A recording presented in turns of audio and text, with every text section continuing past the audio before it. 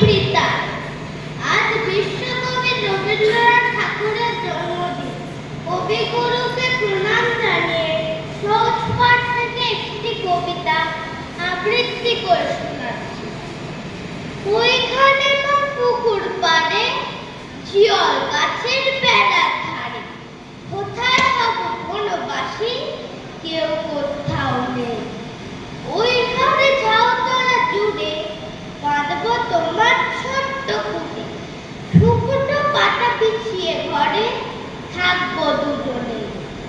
বাঘ ভাল্লুক অনেক আছে, আসবে না কেউ তোমার কাছে। দিন রাত্রিরে কোমর বেঁধে থাকবো পাহারা, রাক্ষসেরা ঝোপে ঝাড়ে মারবে উকি আরে আরে। দেখবে আমি দাঁড়িয়ে আছি ধনুক নিয়ে হাতে, আঁচলেতে করে নিয়ে তুই যেই দাঁড়াবে তারে, ঘুমনে যত বনে মনে আসবে সারে সারে।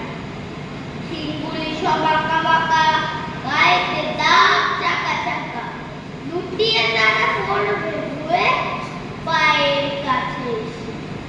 ওরা সবাই আমার বোঝে, করবে না ভয় একটুও।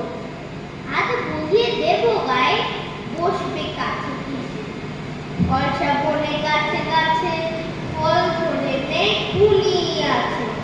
ওইখানেতে ময়ূর বেশে নাচ দেখিয়ে যাবে, শালিখেরা সব কিচিমিচি লাগিয়ে দেবে কিচিমিচি।